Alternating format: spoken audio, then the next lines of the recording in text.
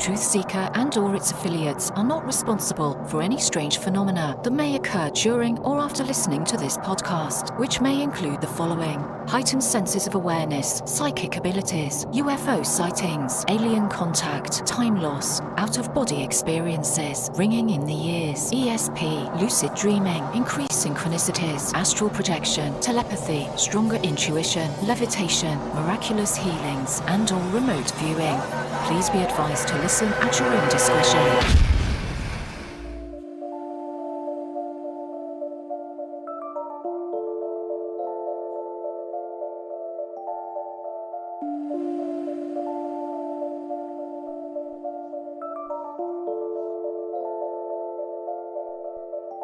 Won't you come and take me away? I just wanna be with you. Won't you come and take me away? To a place to walk on troubled seas, faith to stand when I don't believe. I just wanna be with you. Won't you come and take me away? I just wanna be with you. Won't you come? You are now locked into the TruthSeekah podcast. Gargoyles, psychics, everything's ungodly. Dark savage. Streaming live at TruthSeekah.com. She's not a Christian. Give it up, y'all. Your portal to the paranormal, esoteric, and all things spiritual. She's tampering in dark sided stuff. And now, your host, TruthSeekah.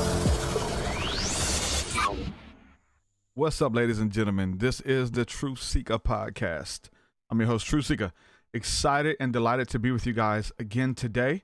This beautiful day that we're enjoying. Got a great show planned, and really can't go too much further without saying thank you to all of the lovely Patron supporters, everybody who supports my work and essentially makes this show possible. You guys are the enablers. I couldn't do this without you, literally. So thank you for co-creating with me to bring the people this show, this interview, this energy, whatever it is. I'm blaming you. You are the enablers. Thank you, guys. Quick shout out to some of the new patrons who have just joined on board. Some people have just joined the fold. Definitely a huge shout out to all the people who've been supporting, all the day one people. Thank you guys from the bottom of my heart, really. Some of the new people here within the last week or so. Give a shout out to David Huffman. Thank you, David, for coming aboard. Angel Hernandez, Susie Labner, Shawnee Benz, Crawlings, what's up? And Austin Kerr. Thank you guys for joining with us to create this and make it possible. Couldn't do it without you. If you would like to give, if you would like to support the work and what we're building here, whatever this is, whatever it's morphing into, if you want to support it, you want to jump on board, head on over to patreon.com/TruthSeekah. There, you can join at any level of giving, anywhere from $1 to whatever your heart's desire is, and you actually get rewards. You get access to my entire discography of music, which is 10 plus albums, as well as unreleased music that I'm working on that's uploaded there now. I'm working on a new EP called Colors, and it's based off of or influenced by the chakra system. Doing one song per chakra. So there's a couple of them up right there.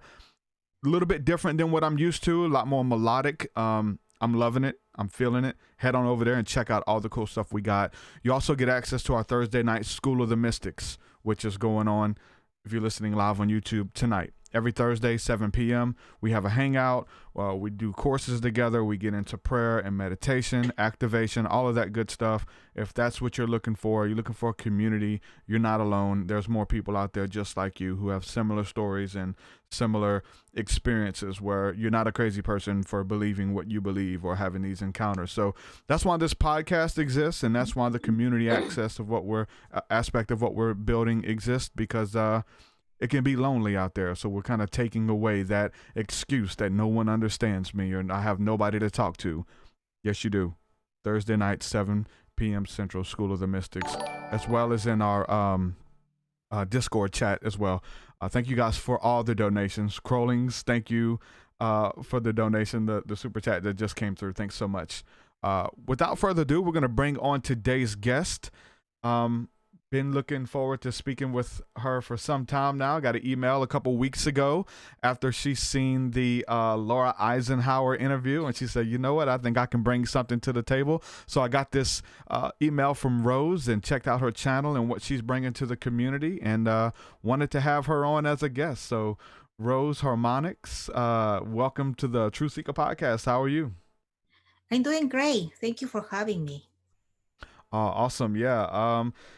Whenever I guess you've seen that interview. We're talking about aliens, we're talking about UFOs and things. And I don't know how much of this you want to get into, but in the initial email, you kind of wanted to talk a little bit about UFOs, aliens, abductions, and things like that. Right. But I got an email yesterday or the day before that saying you kind of feel led to go into another direction because of some interactions with your job or something like that. Do you want to? Actually, part of the problem was my job, censure, and also I've been receiving lots of channeling and downloads from the Mary Magdalene lineage.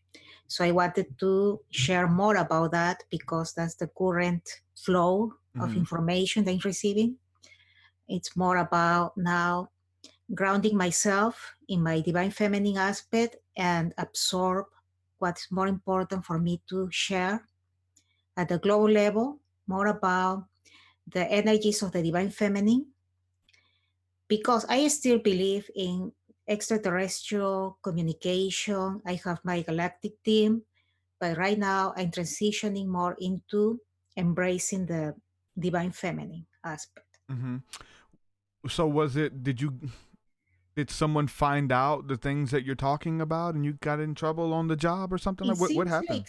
like, sure, it seems like somebody sent the link of my interview, my previous interview, to my employer. Yeah. So that's how the employer got a little upset about, you know, We've all been there.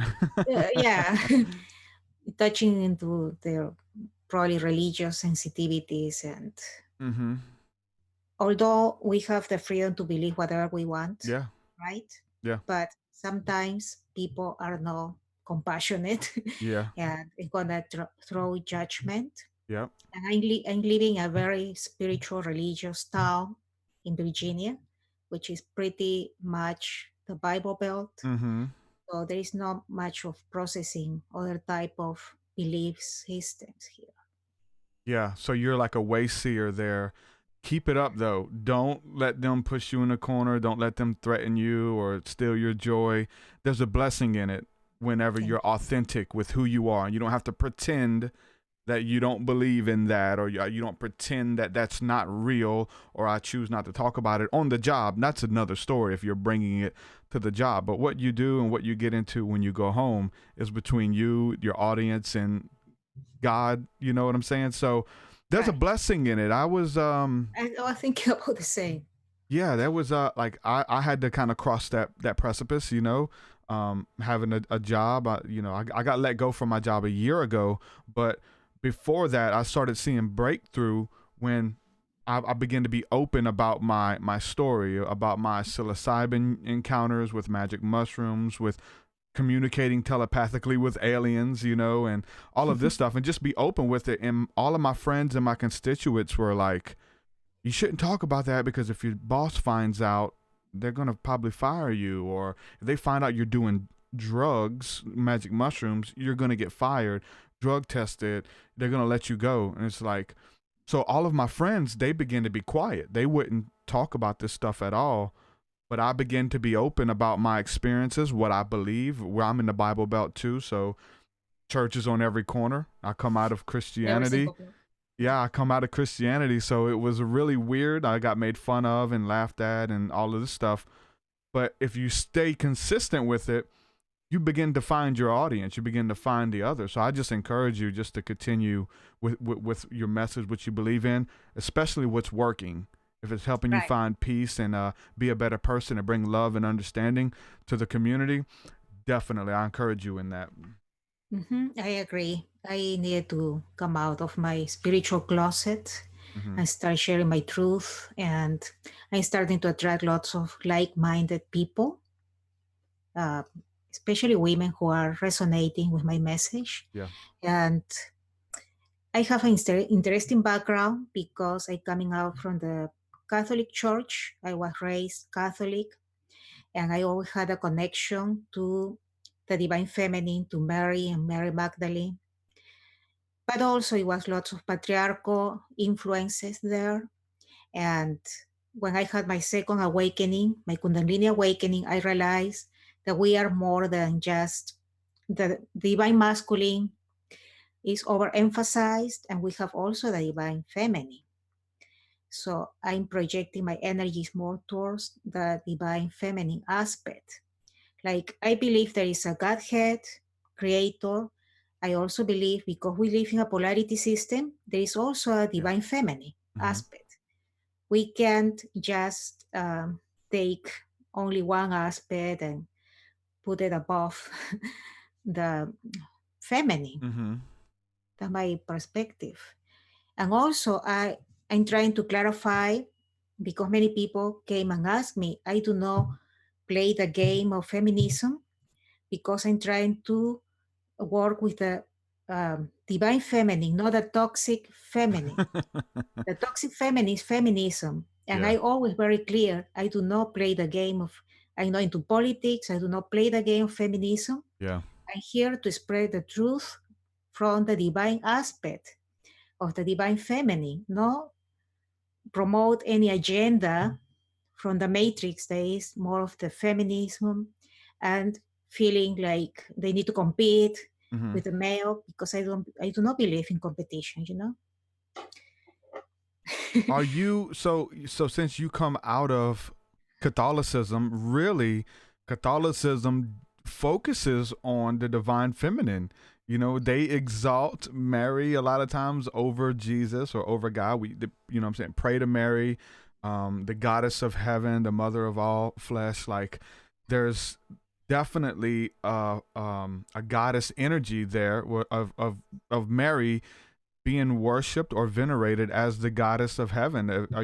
Do you see any correlation there with the Catholic teachings and stuff like that with the goddess energy, or do you separate it? There are some influences, but I do not believe in organized religion. The divine feminine, Mary is also exalted, like you said, but there is an aspect of the twin flame energy.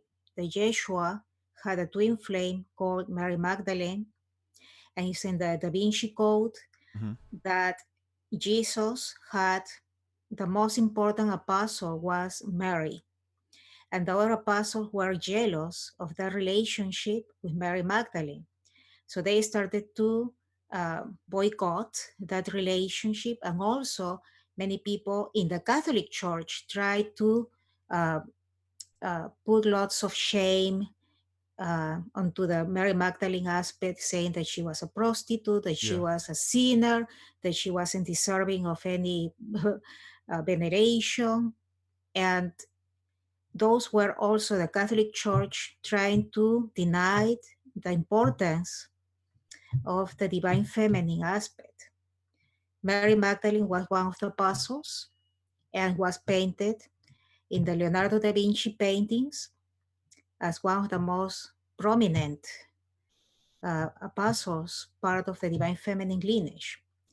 And the Holy Grail and the Holy Blood is referred to that divine Christ, I would say, the merging of Magdalene and Jesus had a birth of a new being who is the carrier of the holy blood. And some people speculate that the holy blood is a chalice, but really we need to take into account that Jesus was a man, not just a teacher. He also had the need to have a romantic relationship with somebody. And this is against Catholicism, against many doctrines, because dogma doesn't want Jesus to have a partner. And we see what's happening with the suppression of the sexual energy to say that like the clergymen can't, touch a woman. They have to devote themselves to God, or even the nuns or whatever the case is.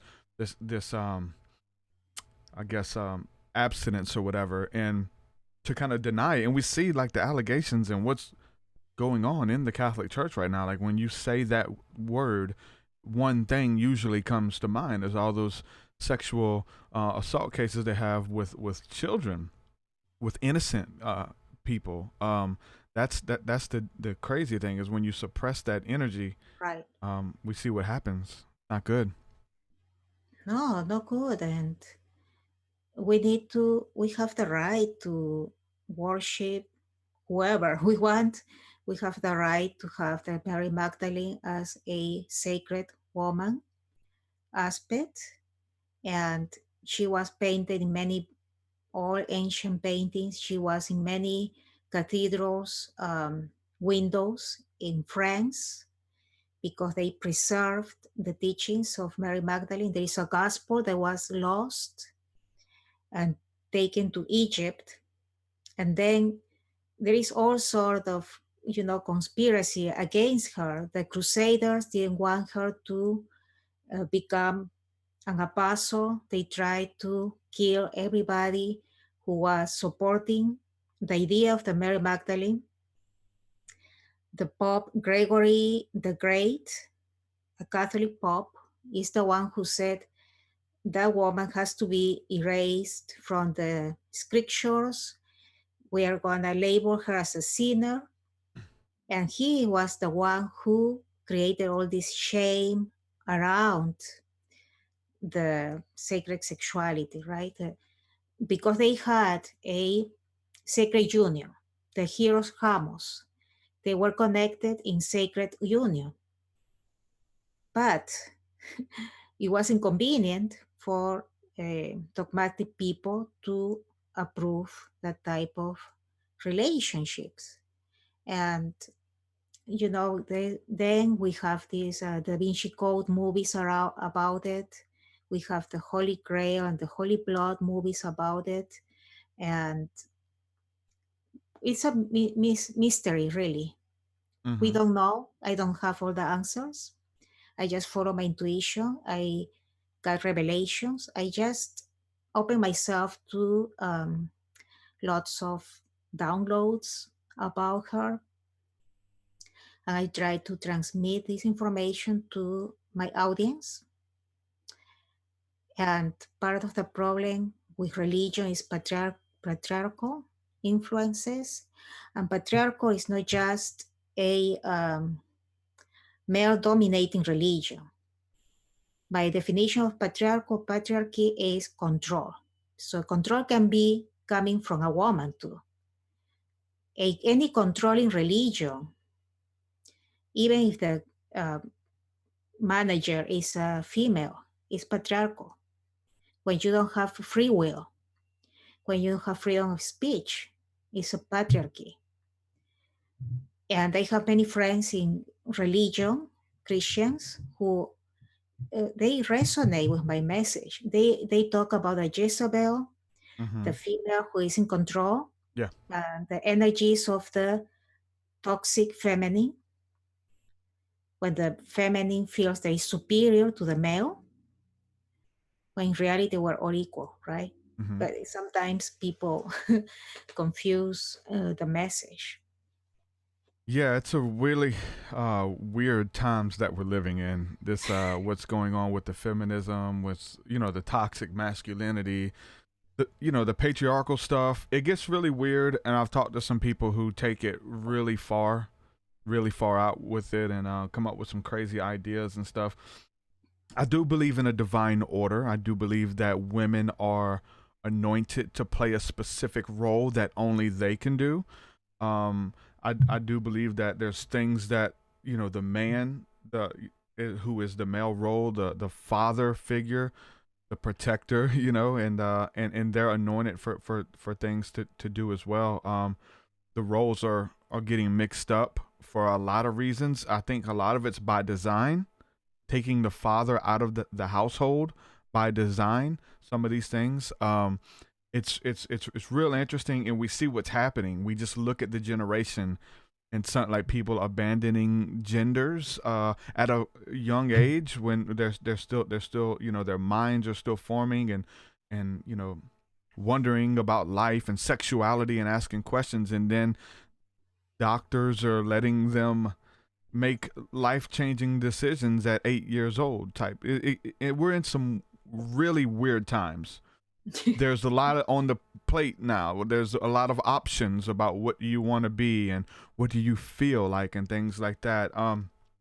So I think that it is good that there's a balance with the energies, that we're not supposed to just be all here or all there. I really do believe in the balance of the divine feminine and the divine masculine as well, and not just one exalted over the other. It's whenever we get into that type of unbalance, you start um it's not good. So if we look at, for me, I really see the goddess energy for me, especially from like a Christian standpoint, or let's say Christian, just a biblical standpoint of Mother Earth, of just resonating with the father energy, the masculine energy coming down and almost impregnating the earth, and then us, the children, coming out of the earth. And so it was the father and the mother, and the spirit is what kind of ignited that flame within us. So it's that even there, like that holy trinity. um let's go back though a little bit, because I know we can get off into so many tangents with that stuff, but let's go back a little bit to your childhood. I really like to kind of talk about like some of the things that happened early on and what influenced you to kind of take this path in life. Like what kind of influences did you have? Or there paranormal encounters that you had as a child that you knew the spirit realm existed or whatever? What are some of the earliest memories that you've had with interaction with the other side? That's a very interesting question because I remember I had a strong connection with nature, Gaia, and I always wander in the forest. I started to connect to the spirits of the forest, nature, and those were my imaginary friends. I used to see uh, ships on the sky, pretty relevant to me to see lots of paranormal and no answers to my questions because my parents used to say, "Oh, it's just your imagination. You didn't see anything. It's just, oh no, it's just a plane or whatever." Yeah. No, not giving me validation for my intuition. I used to see my friends, the auras in colors. I knew if my friend was sick because his aura was a little dark, like brown color. And I asked him, "Are you sick? Are you feeling okay?" He said, "No, I'm okay. Why?" "Oh, well, your aura is a little dark." And nobody understood me, really. And later on, this person got ill. So I had lots of encounters with my animal companions. I had a kitty cat who I adopted, who was following me everywhere. And I knew later on he was my totem animal, my companion. Mm-hmm. I started to use my hands to heal my mom, to bring her support because she was always stressed out. And I use my hands. I still do energy healing with my hands. And I didn't understand why I was able to heal people with my hands, so use my energy. And I tried to put my hands on my mom's belly because she used to have lots of intestinal issues, problems, and she was feeling better. And "What did you do to me?" she said. "What's going on?" We didn't know about Reiki or anything like that in the past. "I don't know. I just placed my hands and I sensed your energy." And she used to tell me, "Only Jesus heals." Well, something's going on here. And she also very devoted Catholic. She didn't want to believe that I was able to heal with my hands, so I was able to communicate with my imaginary friends. So because I grew up with no validation about my emotions, about my experiences, I shut down all my abilities, all my psychic ability, my extrasensory abilities. I pretty much didn't give myself any room for that. Then I went to school. I pur- pursued my degree in counseling, and even more of the matrix, more about labeling people with those abilities as crazy, as schizoid, paranoid, lots of blame on people who have these particular abilities as delusional, it's the imagination, you are not really grounded, blah, blah, blah. So the counseling, mental health field didn't support any of my personal experiences, my channeling. I call it downloads. I don't call it channeling. Mm-hmm. So all this stream of consciousness information I received, and I couldn't share, even in my adulthood, with anybody in my field. My supervisor was a psychiatrist. Another supervisor was a licensed professional psychologist. Yeah. So I needed to just not to share. So my childhood was pretty much um, tough. I was emotionally and physically abused, but that's for another story. But regarding my spiritual experiences and my awakenings, I did all through my faith to a higher power.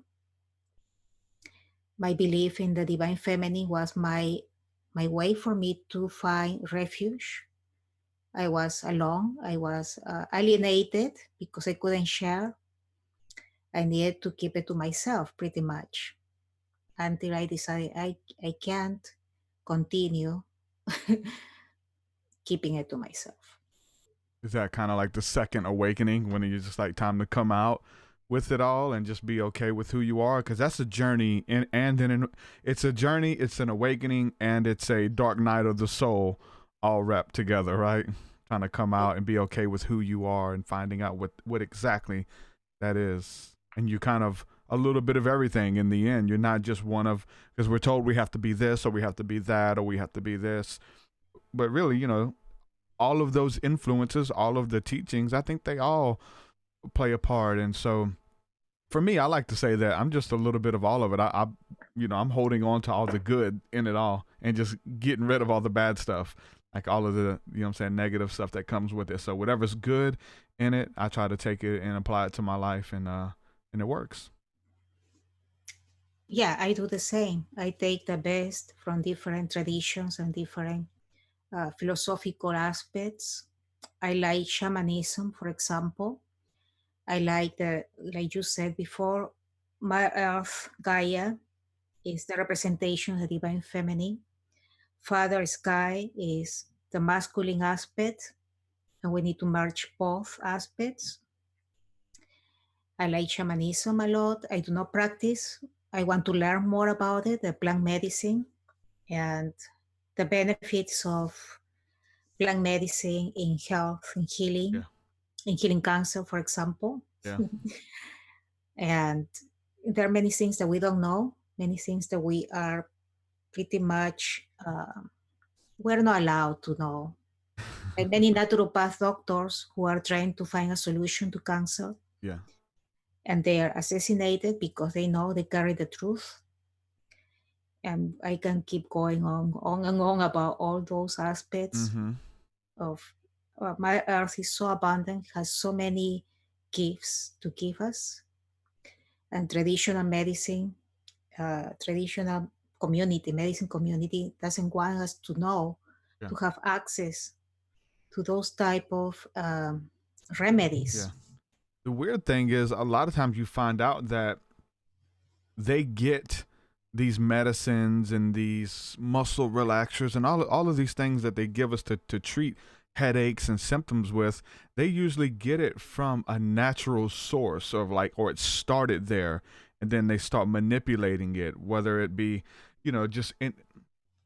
they go to the natural source, and a lot of times they make it illegal Like they take it, they put a patent on it, they name it something, and they make it illegal to have. Like we're talking about kratom. Like a lot of people are using kratom to get off of opiates, and it acts as a muscle relaxer and a pain reliever. And a lot of people are using that. They quickly came in and made that illegal. It's a Schedule I drug in Alabama right now, where I am. The next state over, perfectly legal. You can go to Mississippi and get it, and even Florida. But they're trying to, make it illegal. And they take it and they put a patent on it. If we look at like Tylenol or Advil, and there's certain barks and roots that stuff comes from, that if you was to chew on it or to ingest it, it will make your headache go away. And they kind of take that and mix it with chemicals and manipulate it, and the whole genetic makeup of it. And they demonize the natural stuff, because you could go out in nature and get this stuff. You can go out in nature and get psilocybin mushrooms and talk to God, versus coming to the church, paying the money and kneeling and all of this kind of stuff that you have to do, and believe the dogma and stuff like that. So they kind of, it's really weird what they're doing, and it's definitely by design when it comes to the pharmaceutical industry, and even when it comes to the sacred plant medicines and things like that. The tobaccos, they take it and manipulate it. And I've got some, and have had beautiful encounters with most of this stuff, the psilocybin, the microdosing, the hero doses, and it would change your life, and they try to take that stuff and make it illegal, but you're fine to have alcohol and tobacco, cigarettes, and all of these things. They want to regulate it. Right. My Facebook page is New Earth Consciousness, or New Wave of Consciousness. And another part of my mission, I have many missions, is to disclose the matrix and all the manipulations and mind control of Earth, of this planet. I'm a great planter, an earth keeper, a volunteer of Earth.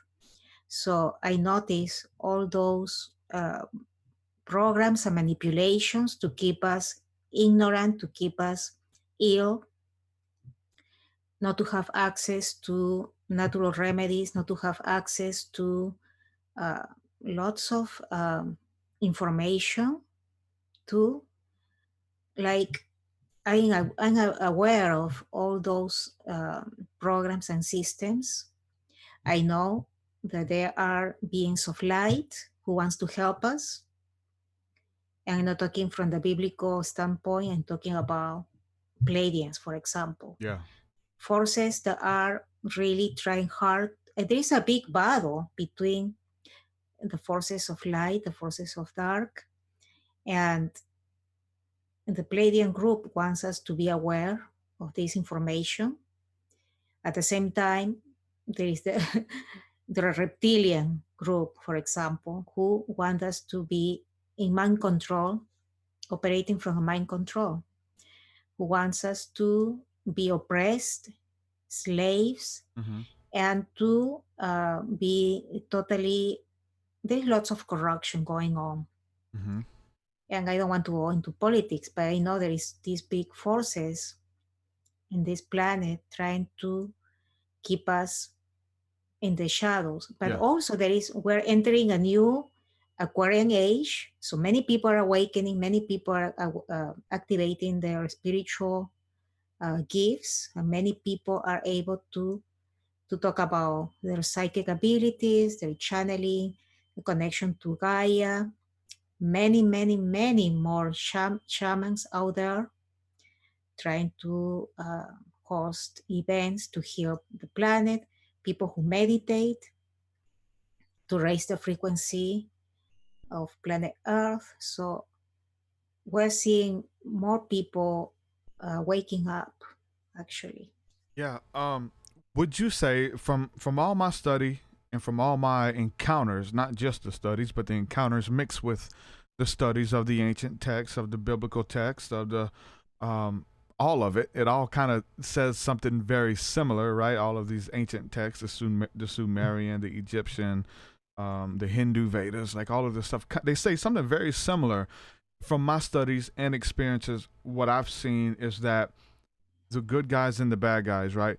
I feel like the bad guys are the corrupt government systems that are running our planet right now, and they are the ones that want us to be slaves to them. They want us to kind of be the energy or the oil that runs their machine. And there's a lot of ways and different ways to manipulate and to take away our natural healing abilities, intuition, psychic abilities, to really stamp that stuff out, you know. And I've seen the good guys. You're mentioning the Pleiadians, which are from the, you know what I'm saying, the Pleiades, the seven sisters. The Bible says that Jesus holds the seven stars in his hand, you know, and it's given reference even in the book of Job to the Pleiades as well.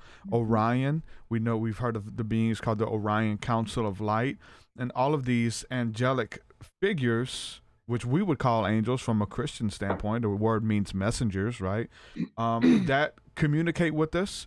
They travel in what we would call ships, or sometimes the beings themselves look like ships as they're traveling the multiverse and bringing messages and things back from heaven, what we would call heaven, to earth. So when I see this war, I don't see a war going on out there. When we talk about the angels who fell from heaven, they were actually kicked out of heaven, and they're here on the earth. We're stuck with them. Like, we're having to put up with those guys. But out there, when we gaze up into heaven, I think that's where the good guys are. Is that similar to what you've noticed with this war going on between the races of angels or ETs or angels and demons? I think the words are interchangeable for me. Because I'm very receptive, intuitive to those type of energies. Like, I had a dark night of the soul in which I didn't believe in anything. I didn't want to believe in anything. I was in the dark side. I didn't want to hear about higher power or anything. But I started to get closer to the light, figurative speaking, closer to the Mary Magdalene, Joshua teachings. When I started to get closer to Pleiadian communication, I started to have a battle within myself. I started to hear no voices, but telepathically, messages, yeah. Don't do that. Mm-hmm. It's wasting your time. Do not bother. And I feel, I don't know if my ego was telling me that, or a demonic energy was telling me that. When I got closer to the Magdalene, the Gospel of Mary, when I got close to channeling beings of light, I had a whole sort of influences telling me not to do it. I started to have nightmares, thinking, what the heck is going on here? When I'm in the dark space, nobody bothers me. When I'm getting close to... yeah. Because I was into witchcraft and also... Mm-hmm. When I get close to the clean part, right, of the spirituality, the more illuminated path, I start to get this battle. It's not my inner battle, or I'm conflicted about it, or it is a demonic force. Because I know when you are getting close to an ascension process and you notice all those corruption, there are some entities who like to try to persuade you from following the light. Yeah. Trying to put doubt and make you hesitate. And some people say is the haunts of the dark. It has a mystical name. Mm-hmm. Some dogs that start appearing in your dreams. Mm-hmm. And I had those dogs appearing in my dreams, putting fear in me, fear consciousness. And I know I'm from the light. I do not want to listen to this. This is not coming from... When I feel like I have fear, I know it's not coming from a reliable source. Yeah, that's a lot of people go through that. And as you're talking, my mind is immediately going to like the Kabbalistic understandings that there are these different angels and these different levels that you have to go through on what we may call the sanctification process of ascension, or spiritual authority, freedom. You have to deal with these things, and everyone has to in their own way. It presents themselves, between Egypt and the Promised Land. There's a golden calf, like everywhere, and that golden calf is something different for everybody. And so that whole hero's journey, even if you will, that we're going through dealing with this stuff. Some people get lost there. We see a picture even in the Bible where the Israelites, a lot of them didn't make it to the other side. Like they got lost in the battle. And there's people there now. We call it the wilderness in the Bible, and in the Christian terms, I'm still in the wilderness. I'm ready to go to the Promised Land. That place is weird. That place is hard. That place, sometimes you feel like you're going to be there forever. Like you're stuck there almost, Some people can't see the light at the end of the tunnel. That's why I'm having you on. We're talking about this, being open with that journey, what it looks like, what it sounds like. As you're journeying towards the light, then you get the pushback. It's funny you say, while I'm doing wickedness and doing stuff I know I'm not supposed to be doing, I'm okay with it. But when I start doing the right things, I'm getting all of this pushback and stuff.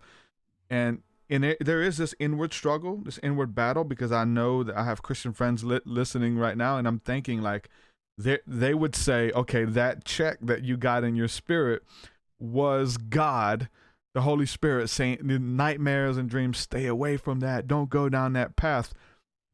And that's probably one of the first places your mind goes to, right? You're like, okay, is this God? Like, is God telling me to stay away from this stuff? Am I going to get possessed? Am I opening up myself to unclean spirits for possession and things? That has to cross your mind. It crossed my mind, right? But every time I would try to go back to the church realm or what was familiar, there was a safety there, but there was no peace inside. I'm like, I'm supposed to keep going. I have to work through this stuff, And I did, and it was hard, and there was many times of going back and forth and throwing idols away and posters and books and getting rid of all of those things, and then getting them out the trash, and then my wife getting them out, like quite literally crazy, the inward struggle. But it was God. It was the Holy Spirit leading me down the road less traveled, right? Mm-hmm. It resonates so much with the idols and the portraits. Like my husband has a Ganesh idol, from India. Supposedly the Ganesh is the god of removing obstacles in Indian culture. And I told him, what are you doing with that? You need to get rid of that. And what do you have that it doesn't resonate with me? And I was also a little transgrading his own belief system. And he said, yeah, you're right. I don't know why, but it's cool. It goes well with yoga, my yoga practice, but it has no meaning. So he got rid of it. Oh, he put it on a shelf in a school. Yeah. Nobody took the idol. Nobody wanted it. And he said, it's made of bronze. So I'm going to get it back, maybe sell it later on Exio. But we go through those, getting rid of stuff and bringing them back and trying to find meaning in those objects. Why did we really get rid of? Like, for example, I went through a period of time I painted angels. Yeah. I don't like my angel. It looks not good enough for my living room. And my husband said, no, the angel is still good, but we don't put it up. I'm going to donate it. I'm going to get rid of somebody going to like it. And then later, out of the trash, out of the donation bag. So there's lots of mystery there. There's levels to it. You have to kind of go through it. You have to go up the hill and then back down the hill. And there's different levels of understanding of being okay. What's okay for you, what's okay for me to talk about, to discuss, to look into, is not okay for everybody. And it's not that it's evil. It's just that them in their own consciousness, they're not ready. They're not there because of they have to unlearn some things. You know, um, when it comes to that, I remember, man, so many, even like Christian, like we had so many pictures of Jesus in our house. I had a wood carving that a friend of mine brought back from Colombia. It was like a tree that was carved out the facial picture of Jesus, and necklaces and Jesus hanging on the cross and all of these things. And we had printout that we printed off the internet and hung them up, all of these things. And then studying graven images and studying idolatry, we're like, we got to get this out of our house, and just, and we went through and cleaned everything out and threw everything away and stuff. And we went through that season, and a lot of other people have been through similar seasons. And but now I'm over it. I'm okay with it. Like it's really a heart issue at the end of the day. And if God brings you to it, He'll bring you through it. But I think all of those things happen for a reason. We were into Messianic Judaism, and I wore the mezuzah around my neck, and we had it on the doorpost. And it's a biblical. It was something biblical. The Jews would do it. They would hang the mezuzah around their neck, and it had the laws of God transcribed on it. And every time you see it, it reminds you of the laws of God, and on your doorpost, and hang it everywhere.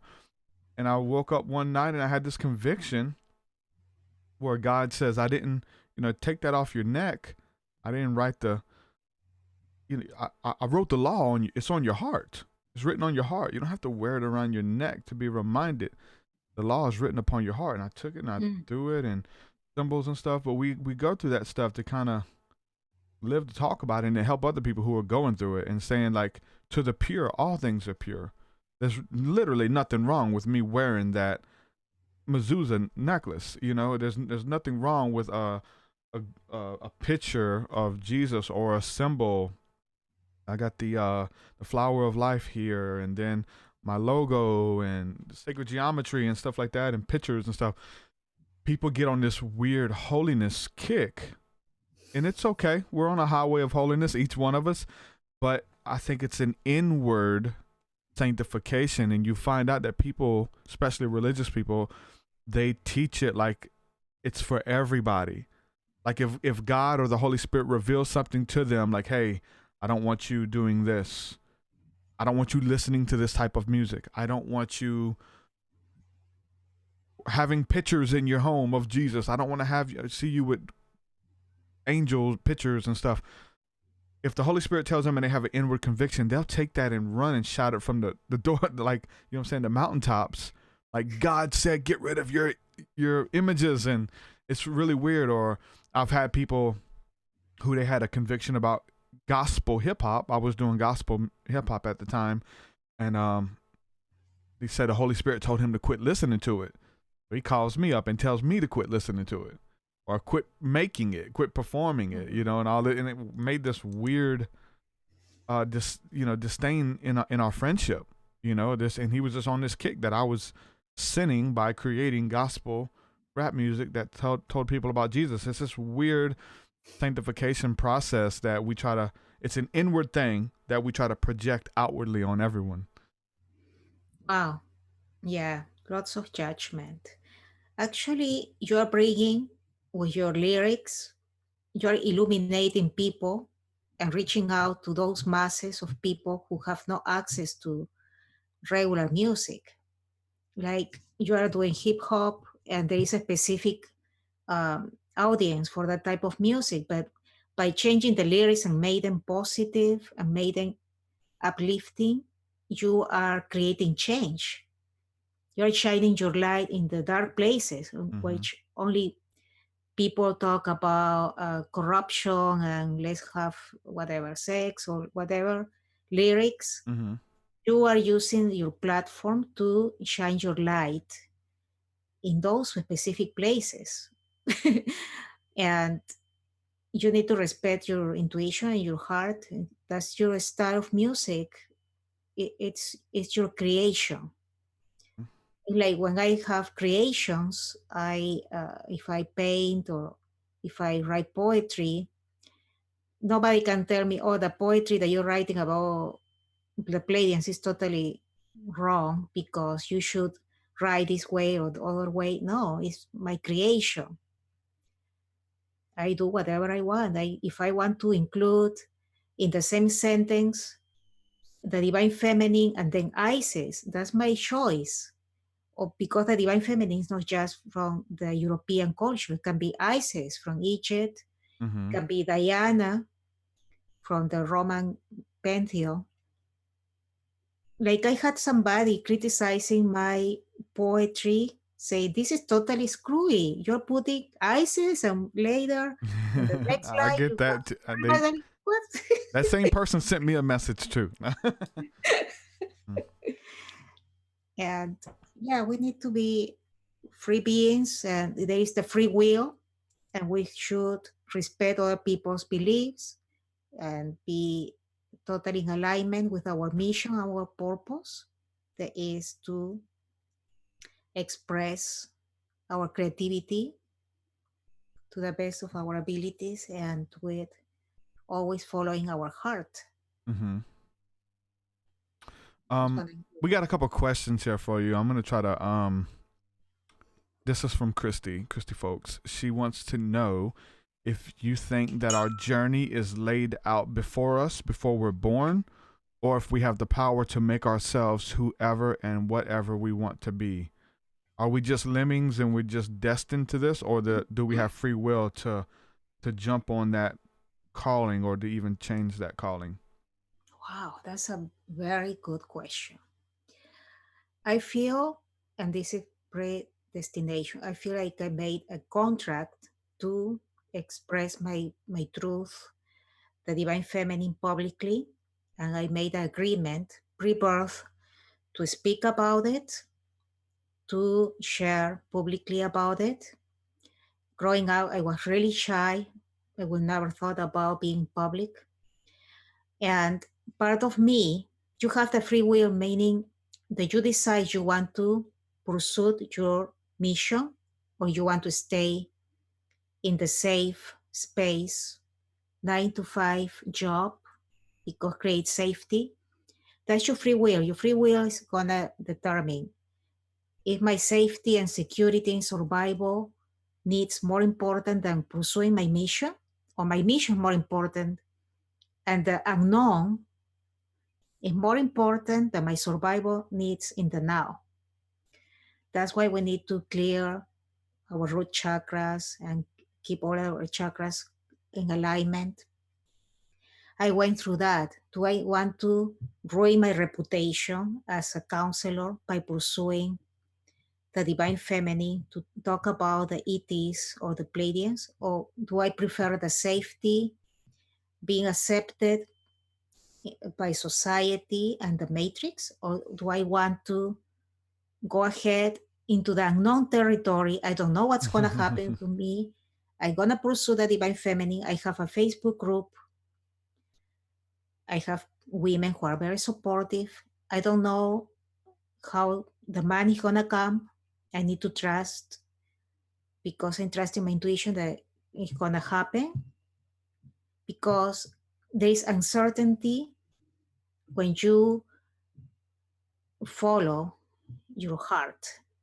It's lots of uncertainty. And it's a great amount of courage for you to pursue it. Yeah. Because you never know.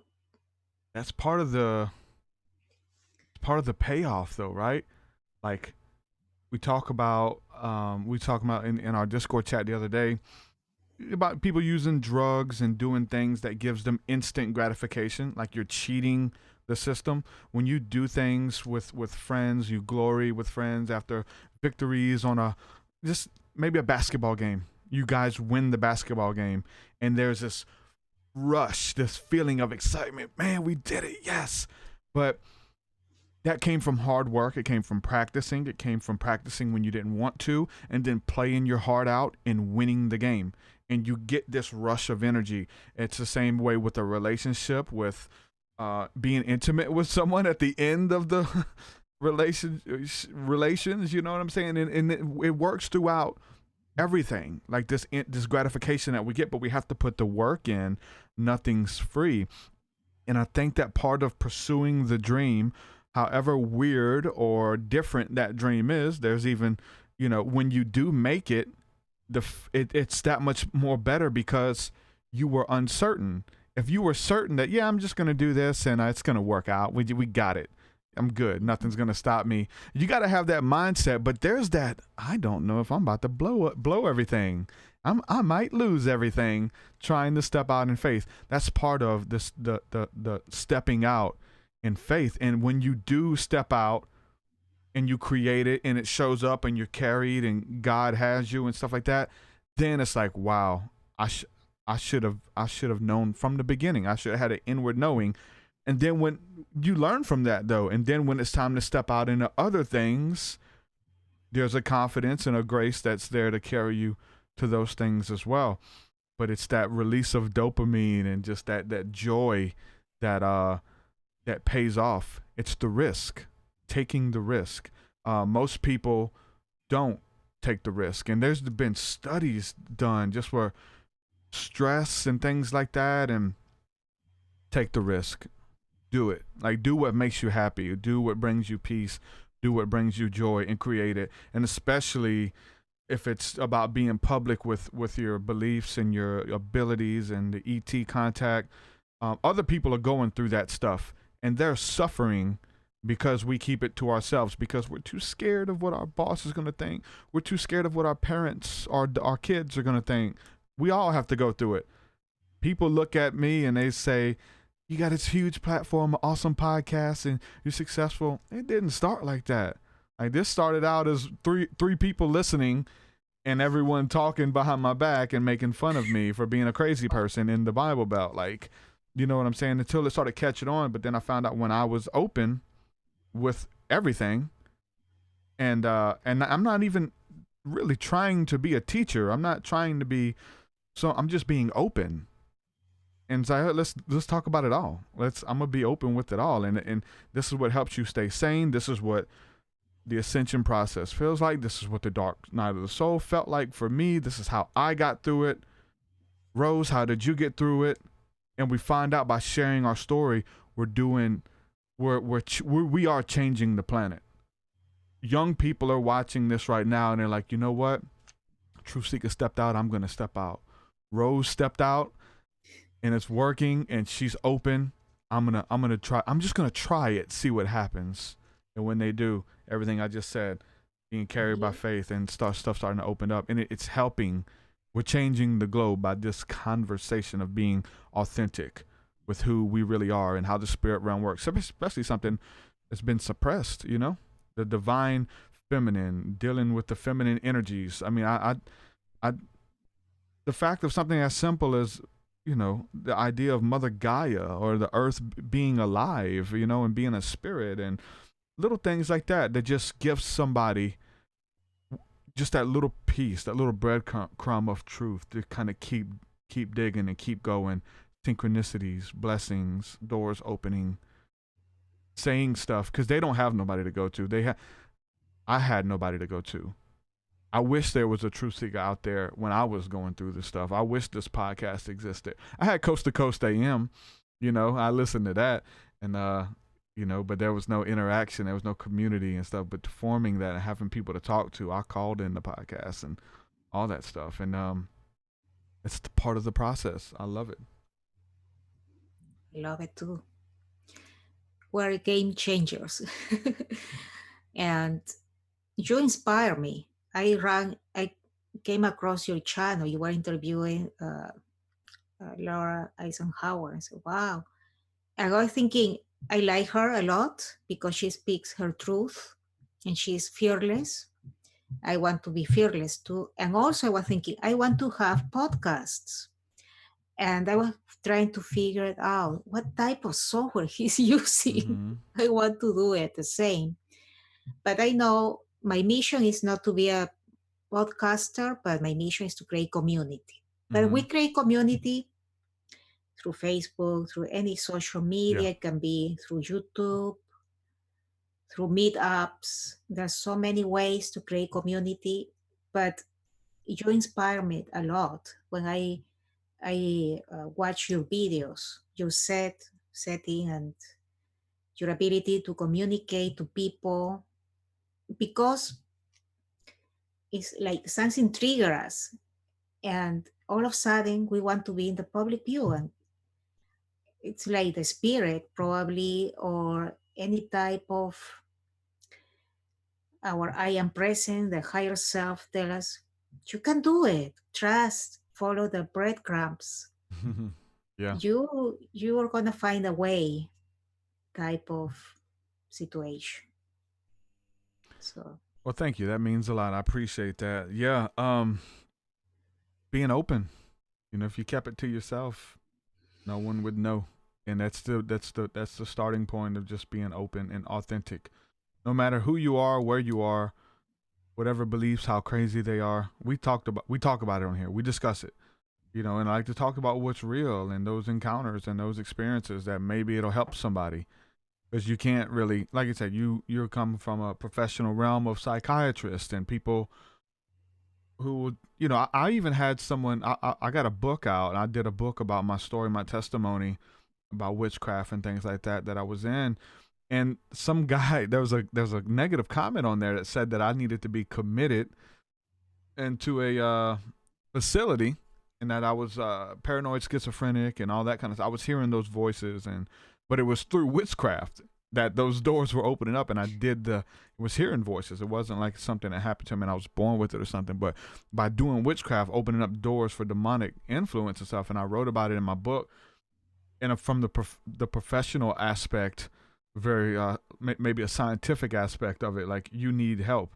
The funny thing is, I wrote about that in my book because I knew that if I was to tell people, hey, I'm seeing shadow beings in my house, hey, I got demons, I'm being pulled into trances that I don't know where I am, it's not good, I can't control it. I know if I went to someone with that I would have been put on medication. I would have been, man, I don't know what would have happened. And I'm glad that I went to a spiritual leader. For me at the time, it was a church. I called the churches. Hey, I got demons. Like, this is demonic. And I got help. And amazing. But I wonder if what would have happened. I knew that, look, these people are going to commit me. If I was to tell you what I'm experiencing and I call a doctor or psychiatrist, it's over with, man. So they won't get you. We exist for a reason, man. It's people who are spiritually sick. Jesus said it's not those who are whole and healthy and who have it all figured out that need a doctor. It's those who are sick, those who have questions, those who are going through that rough time. They need somebody to talk to. I'm not worried about the guys who have it all figured out. I'm not worried about debating you and what you believe and how I'm right. Like I said, I'd say all the time, you should have caught me 8 years ago, 6 years ago. If you wanted to debate, I would have debated you. We're not doing that anymore. We're just declaring this is truth. This is what happens. This is what happens when I pray. This is what happens when I close my eyes, when I dream. This is what happens when I stargaze. Something's out there. Let's get to the bottom of it. What is it? It makes me feel good. I receive messages, inspiration, eat better, meditate more, take care of your body. What's going on? Let's get to the bottom of it, And it's beautiful. It is to be cherished. But you do have to be careful, right? I did go through witchcraft and demonic possession. There is right ways and wrong ways to do anything. All of these things we're talking about are but tools to use in your process. Prayer is a tool. Meditation is a tool. Fasting is a tool. Going into trances, trance state, music, they're all tools. How are you going to use them? We can look at a lot of people who are using those things for negative reasons. They're praying to demons. They're meditating, opening up their mind to demons or any spirit that wants to inhabit their body, playing with Ouija boards. There's a right way and a wrong way to do that stuff.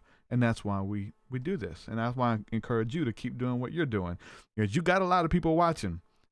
Sometimes I've done episodes where I have, 80,000 people listening, and then we've done other shows on like YouTube where we get 300 views or 200. And your mind immediately wants to go to, man, I want the 2,000, 3,000, 4,000. I want those numbers. That's where like your ego would go, because you want to have impact in the earth. You want to you don't want to fall upon deaf ears, but it is those small numbers. It doesn't even take that much. We have, like, I got decent numbers, but they're effective numbers. Like, they're numbers people are really, the community is coming together. We don't need 7,000 people in the community. Like, we got a few hundred, and some of them are more active than others in parts of it, but there are people who are inspired, who inspire us and inspire each other, and we're building.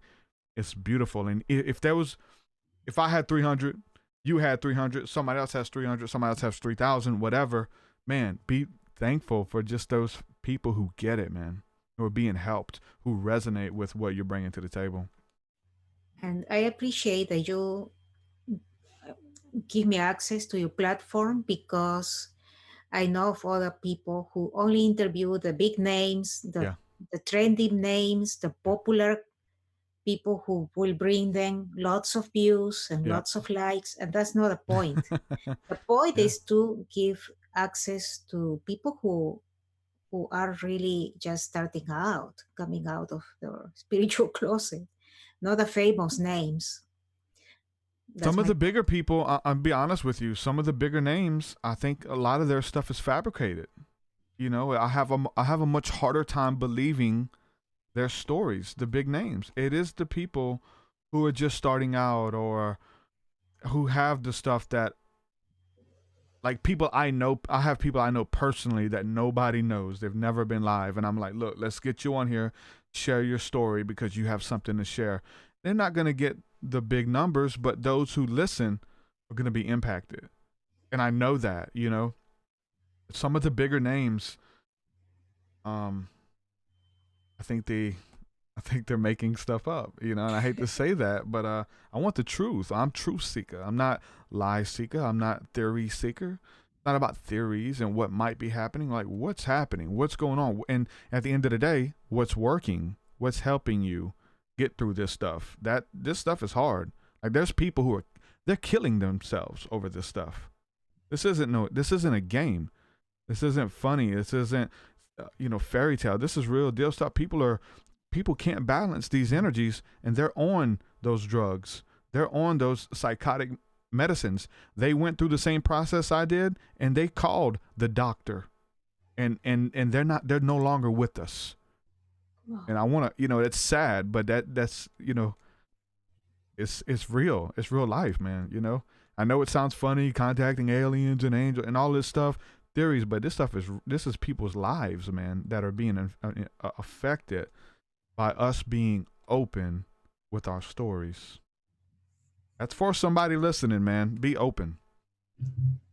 Talk about it. There are many sensitive children now. There are more and more children coming with those gifts and abilities. The crystal, the indigo children, who need to be medicated because the school counselor, or the doctor doesn't believe it's possible, and they are taking Ritalin or sort of Xanax medication to keep them tame and calm.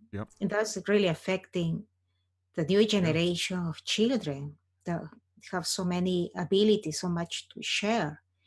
And that's why I'm conflicted about the medical community drugging our children, not just adults, but the kids who have absolutely zero dependency to any substances. They start developing those dependencies. They start consuming them.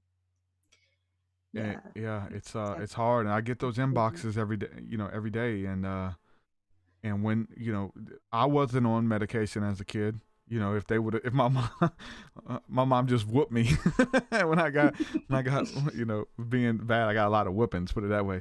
But there's a lot of people, and I don't think that it's too late for anybody. I think there's a chance for everyone. I think that I've seen God rearrange people's mind and give people a new mind. I believe in neurogenesis. We're talking about plant medicines. I mean, even like psilocybin is linked to neurogenesis, where you're actually regrowing brain cells by consuming psilocybin and things like that. And I believe in the supernatural healing power to give you a new mind that, hey, I need a new one because I messed this one up, or the doctors messed this one up or whatever. And there's grace there. And I've seen supernaturally God take people who were on hard drugs, pharmakia, methamphetamine, um, psychotic, people who are psychotic, crazy. Like we look in the Bible where Jesus went to the island and there was the demon possessed man who kept cutting himself and, all of these things and throwing himself on the ground.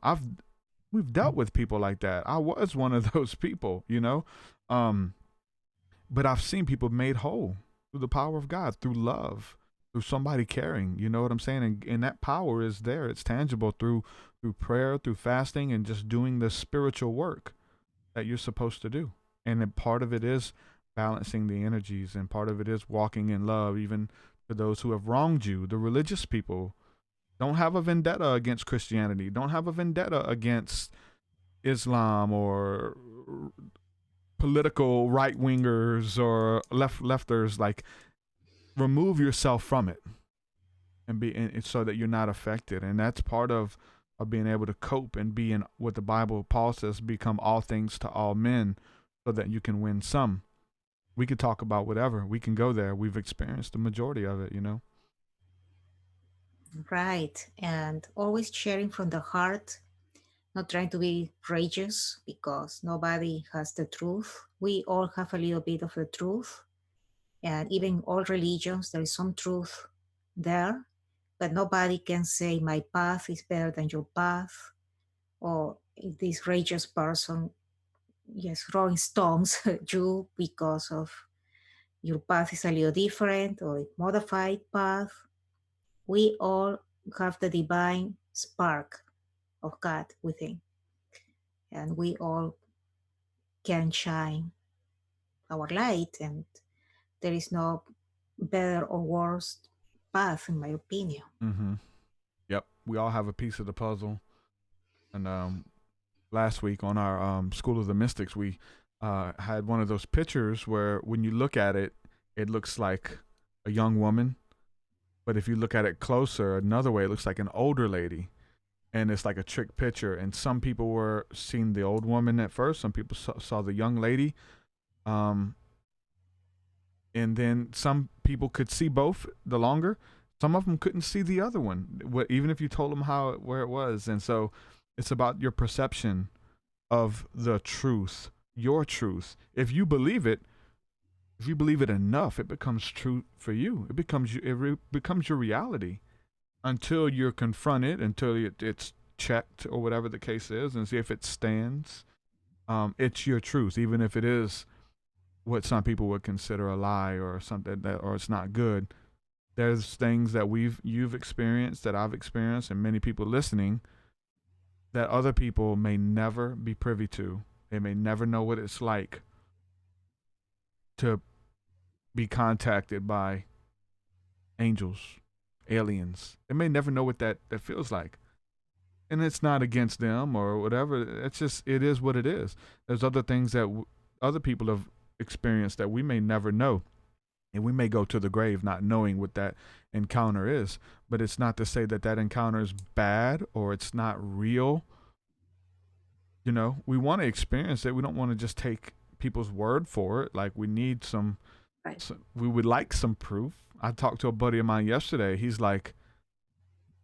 saying, like, I got to see a being. Like, I know that the whole meditation, the telepathy, the seeing the ships and the stars, and I know that.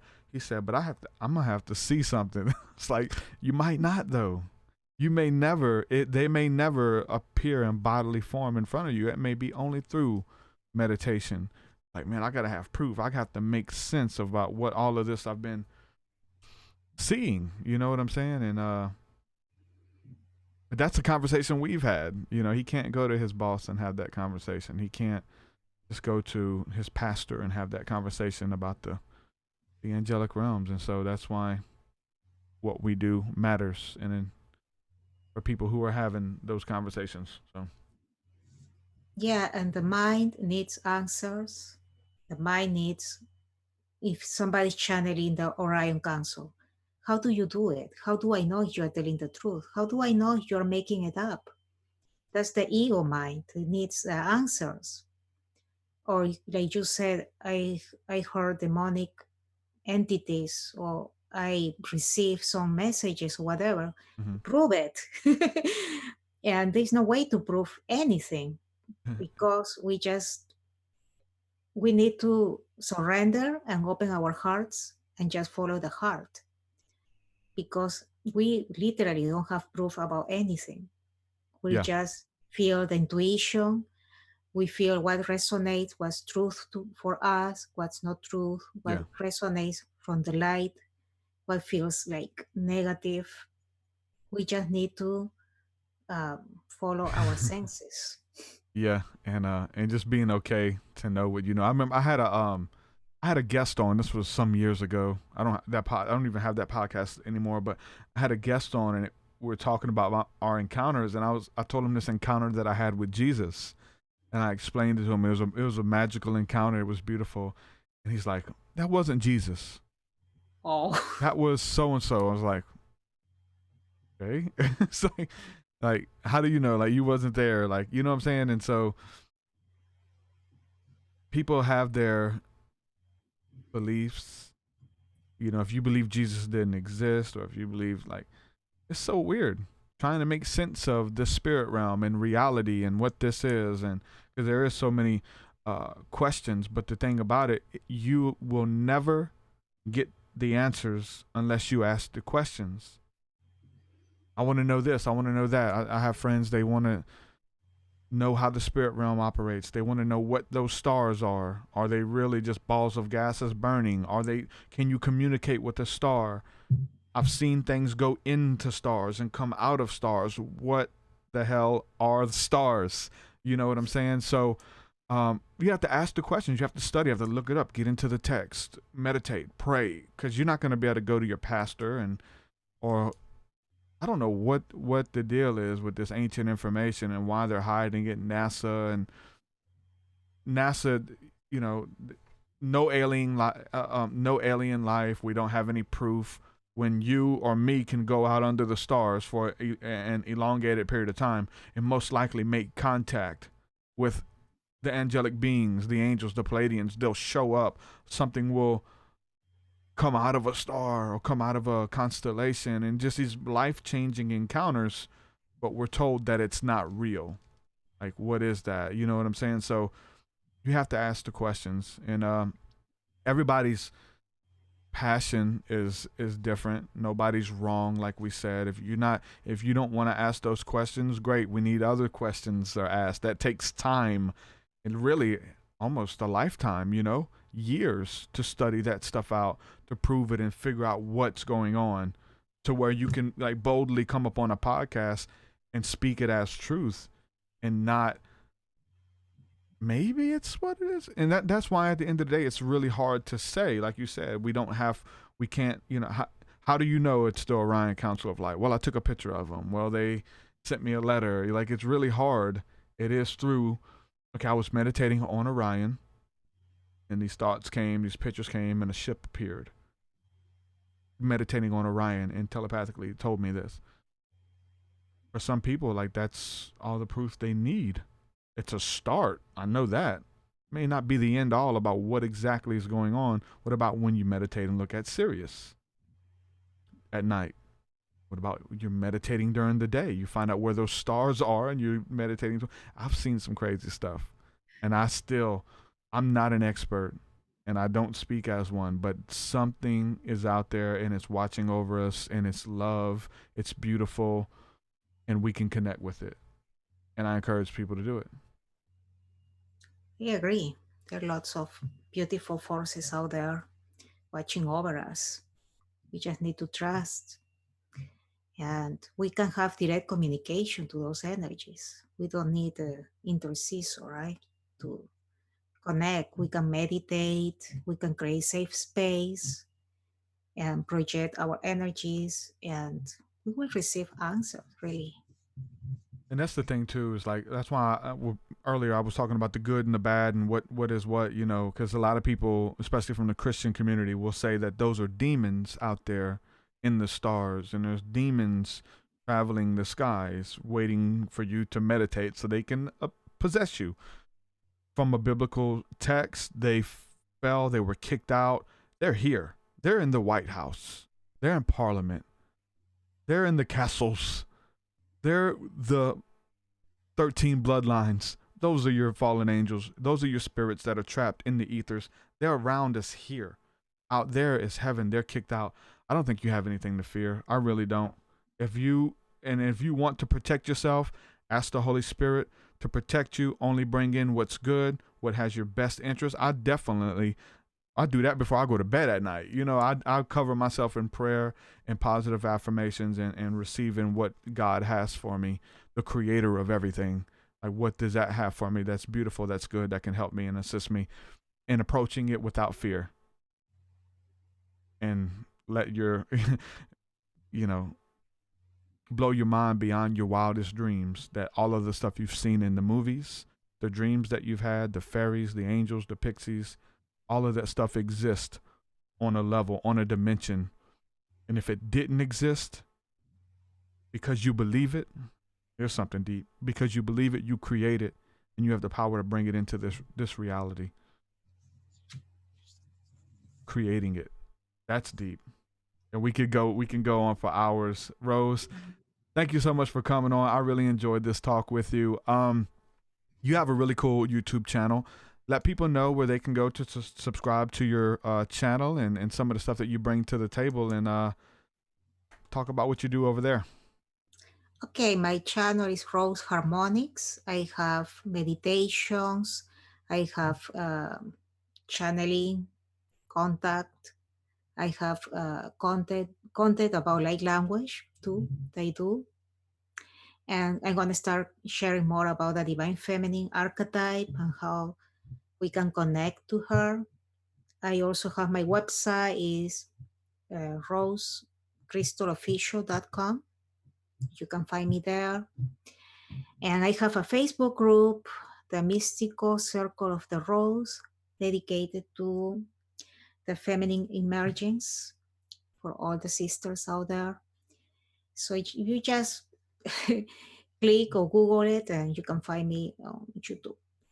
Yes, definitely. If you type in Rose Harmonics, it's one of the first ones that comes up. Rose Crystal, you get rose quartz crystals at first. So type in the Rose Harmonics and it'll come up in the Google search engine or on YouTube. So Rose, again, thank you for coming on. I really enjoyed this interview, this hangout with you, and we'll have to do it again soon. Yeah, I enjoyed it a lot. Thank you so much for having me. All right, my friend, you have a good one. Thank you. Take care. Bye. Bye-bye. Rose Crystal, Rose Harmonics, ladies and gentlemen. Really sweet woman. Sweet guest. I enjoyed it. People in the chat hanging out. What's up, guys? Rose, yeah. They're saying, let her know that we enjoyed it. They enjoyed it, Rose. If you're still watching, I'm sure she's going to watch the replay either way. Yeah, really sweet woman, sweet person. Thank you, Christy, for the donation there. Thank you, Crowlings, as well, for the donation too. I got both of those. I've seen the alert come up. Thank you so much. I really appreciate that. Means a lot. So I want to let everybody know too that we're gonna be live September the 22nd at Shanti Fest in Tallahassee, Florida. So if anybody would like to come, I will be performing. I'm going to be performing, and I'm going to be doing a live podcast as well. So we're going to be doing that September 22nd, Tallahassee, Florida, Shanti Fest. The information is on my website. It's only $5 to get in. It's going to be a full day of yoga and meditation and prayer and arts and all types of cool stuff. So check that out. If you want to meet me, if you want to come and support what I'm doing, I'm going to be doing a concert and a live podcast. Also, my good friend Christy Lee will be there. She's going to be leading some guided meditation after the morning yoga session. I'm excited about that. So she's on the bill too. And a bunch of my friends are driving up to go there from all over, really. So if you want to be one of those people, I'd love to meet you. Come hang out with us. Also, November the 2nd, we do have another event coming up in Mobile, Alabama. It's going to be at the Lacey House, which is where I did my last album release party. It's going to be a house show. We're setting that up right now. So that's going to be November the 2nd in Mobile, Alabama. If you want to come out, it'd be awesome. Well, so I'm going to be doing that. I'm excited about those dates. And that's pretty much it. Let me know. And some people were asking the other day about doing a Q&A. So if anybody has any questions that you want to type in the chat, I got a few minutes here. I'll try to get to the bottom of some of it for you. If you have any questions, I'll try to jump on it before I get off of here. I will say that I'm trying to get some more writing done. There's a couple topics and things that I want to cover, and they're kind of I can approach them by themselves, but I'm going to put them in a book. I'm going to be covering some topics here. I started out kind of writing what I want to be my magnum opus, my everything, like my complete body of work, and I'm just trying to get everything out. And it's going to be entitled the Spirit Realm, and it's going to be dealing with everything spiritual. And I have a bunch of topics that I'm going in on, and I've already started it of just listing names of spirits, like in a biblical aspect, and kind of going into how they operate and what they are spiritually. I'm going to be talking about the spirits that present themselves before men, and I'm coming at it from mostly a biblical perspective and apocryphal perspective as well. Some of the books that were taken out, so I'm going to be talking about it from those angles. One of the subjects that I'm going to be talking about as well is the spiritual power of sex, the sacred union and the sacred marriage of sex. And so there's a bunch of topics and a bunch of ways to overcome sexual immorality, fasting, parasites, organisms, like, you know what I'm saying, microscopic organisms that exist on us and in us and around us on a very physical level, and you have to have a trained eye, whether that be a microscope or, in a spiritual sense, a third eye, to be able to see the spiritual parasites that have to have a host and feed off of your energy. And I'm going to be talking about all that in the book as well. So have a bunch of little topics that I'm trying to put this together, and this is going to be, I don't know how long this is going to take. Send positive energy and prayers my way, because I'm really excited about this work. So I don't know where that's going to end. So I'm started on it, trying to get it out, just talking about the sovereignty of God, how spirits operate in your life, the devil, evil spirits, being sent by God, all of that stuff. So yeah, send positive thoughts and energy my way. I appreciate that. Danny says, I got you, bro. Appreciate you, Danny. Same for you and your book, Danny. Keep writing. Don't let nothing stop you. Keep it up, man. Create that stuff. Speak life to it. Speak it into existence. But yeah, that's what I've been doing. I've been working on that and some more music as well. DNA says, Seekah, what's good? What's up? God is good all the time. But yeah, that's kind of what I've been doing. I've been working on some new music with the Colors EP. 7 songs, trying to get that ready. I don't want to force anything. It's easy to force stuff, like sometimes I record hooks and stuff, and they're okay. They're just not like really good. And there's a certain bar that it has to be like, bang. I don't want to put out mediocre work. And I will admit, it's just part of it. I put out mediocre collabs sometimes. They're not as good as my solo stuff. And I even feel bad about that. But it's just like, I have my creativity process is a bit different. I take a lot of time. I can't just kick out a verse. Sometimes it's fast. Most of the time it takes me a long time of striving and rolling ideas and rhyming schemes and making sure that I'm trying to stay close to the topic and stuff. So I have a lot of people wanting to work with me here and on projects and stuff. So I've been doing some of that. It's not as good as my regular stuff. So, and I think it has something to do with beat selection of like the type of music and that people send me. because I'm inspired by the beat. It's hard for me to talk about mysticism and deep esoteric stuff with beats that are like crunk beats or like gangster rap beats. I have a really synth driven and dream beats that can put you in a dream state just by listening to the beat. Like those are the beats that I usually work with, those type of producers and stuff. So there's going to be some collabs coming out there. There's a EP that I'm working on with Loke Saint and Cult Truth. It's going to be a Patreon exclusive thing. There's one song that's already up. I do feel pretty good about that one. So you guys can go check that out on the Patreon right now. There's 3 songs off of the Colors album that's already available right now. I feel really good about all 3 of those. I can't wait to bring them out to the general public, but that's kind of the perk of being a patron, is you get this stuff months before anybody else. So head on over and check that stuff out. Aaron Fowler says, I'd like to hear a dance party beat. Any suggestions? A dance party beat. Interesting. That stuff sells, man. I'll say this. When you talk about dance party stuff, here's something that's going on. I'm also working on a remix album. I have an EDM remix album that somebody's remixing my stuff for me. And he's already remixed my song Golden Teachers, and it's good. I have people remix my music all the time with EDM and trance and stuff. And most of the time, my vocals aren't on key. Most of the time, they're not on tempo or rhythm. I'll send them my stuff and I get it back, and it's just like, if I record it to the beat, in my head, like I hear the beat, and then when it's off rhythm, it's like, But this guy I'm working with now, he goes by Headbangers, so he's doing like a EDM, festival trap type stuff. Really cool, and my stuff is on timing, so that's a good thing about it. That's like the first thing I listen to when I hear the vocals kick in. It's like, oh, is it on timing? That's going to be available soon too. He's working on that, and really excited about it. Good stuff. So let's see. We can jump on this chat here. Chris Garner says, I tried to look up your old episodes on the Divine Council of the Elohim, but it seems to be gone.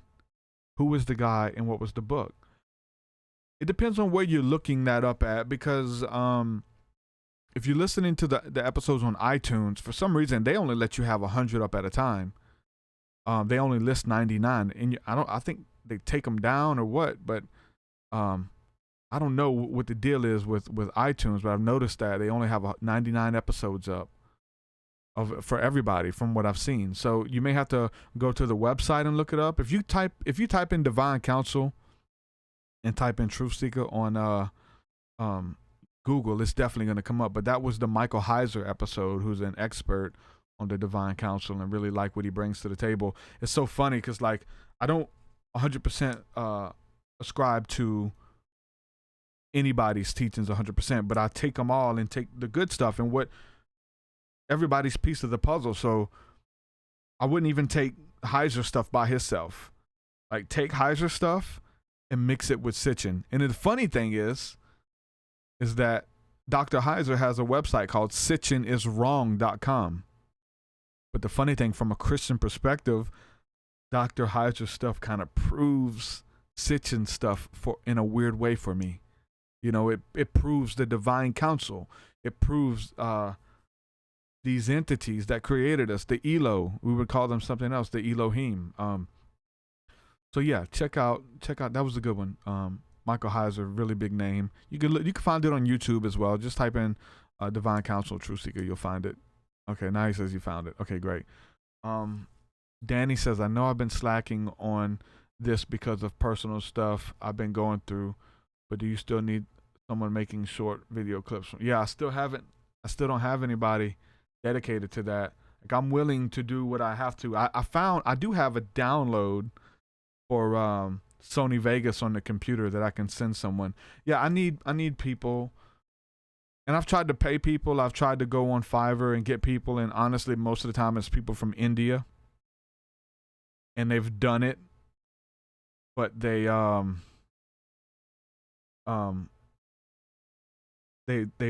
the clips, but they don't know the subject matter. So it makes it hard. I tell them to make clips, and they just had random clips with no point to them. I was like, oh, and I paid them. I was like, hey, man, you guys didn't do this right, man. You know, so it takes a lot of time for me to do the website and do the podcast and book stuff and all that kind of stuff, and then go back and dissect clips out of it. Maybe I should do more shows and address some things in pop culture or some things that are trending. Most of the time, it's organic whenever something happens, but like whether it's the guest brings something up or I talk about something that just had to be on point. So yeah, I do need help with that. So if anybody wants to help with making video clips out of my podcast, let me know. I do need help. So okay, who said that? Somebody in there says Heiser was on Stephen Bancar's show. Oh God. Stephen Bancar's, hey. Yeah. Good luck with that, whatever that is at this point. He wanted to come on the show, but nah, we're not. This isn't a debate show. He likes to debate people. Danny says, LOL, I made a clip from one of your videos from my laptop on this program. I'll send it to you. Yeah, man, thank you, dude. And I'll hook you up. Whatever you need, you let me know. We're doing that. Whatever you need, I'll compensate you somehow. Let me know. Send people to your channel, something, whatever it is. Let me know. But I do need help. Anybody wants to reach out, making clips. You know, there's over probably 150 episodes now, and we need to make clips out of, especially the bigger names. Like she was talking about the bigger names. Those get clicks. Those get views, you know. So that's good. And it you know, people are listening to this right now because of the interview I did with Seven. There's people listening to this now because of the Jordan Maxwell interview, and there's people listening because of the Michael Heiser, some of the bigger names or whatever, the people who I've tapped into their fan base and stuff. So there's that aspect as well. I'm thinking about trying a month of solo episodes. I'm thinking about October, just solo episodes all month. See how it works out. People are saying they want to hear more solo episodes. I don't know. I don't know if I have the content, but we'll see. So y'all let me know. Let's do that. I'll put that out there now. Let me know on any platform, Patreon, Facebook, YouTube, whatever, what you want me to cover, what subject matter you want me to cover. Obviously, I have a bunch of subject matter that's going to go into the book, and maybe I can cover that on each episode, and that would be 8 episodes that month, I think. 2, 4, 6, 8. Yeah, 8 episodes that month of chapters that are going to be in the book. That'd be something interesting to cover. But if there's something you want to hear me talk about, let me know, and I'll try to get to it. But other than that, that's pretty much it, man. Danny says, Michael Heiser says, the image of God means we are him, but vocally opposes mystical teachings. He be contradicting himself a lot, low key. Yeah, I know, right? That's the funny thing. He affirms things for you though, right? As you're listening, he's like talking about the divine council and these angels that watch over humanity and all of this stuff, but then he like negates all the spiritual, mysticism stuff is what they call it, and they put a negative connotation on it. But for you, the seeker, it confirms and affirms some things that you've been studying. That's why I like listening to some of that stuff. Michael Heiser is one of the top dogs when it comes to that stuff. But yeah, man. With that, I'm going to say peace and shalom. And we'll do this again. Today's Thursday. We're doing the School of the Mystics tonight. Going to get into some prayers, some energy healing, some meditation. Feel like we'll do that tonight. And tap in and tune in. So it's going to be good. Sly still says, my favorite podcast. What up, Sly? Thank you for that. Yeah. School of the Mystics tonight. If you want to get access to that, join us. Patreon.com/TruthSeekah. Link is in the description. You get access to a bunch of cool stuff. I try to make it interesting. Thank you guys for believing in me, believing in this vision. And I'm going to keep doing it. I'm going to keep inspiring. I'm going to keep speaking. See what happens. Rose Harmonic is watching now. She says, thanks everyone on the chat. I enjoyed it. So Christy. She sees the chat there. And so Chris Garner says, I didn't even know Heiser was a big deal. Oh yeah, Heiser is a big deal. So with that, I'm gonna say peace and shalom. I love you guys. We'll do it again very soon. Get at me, y'all. Also, if you're not a member of our Discord, that's our community. During the week, after the shows, I like to hang out in Discord with the community.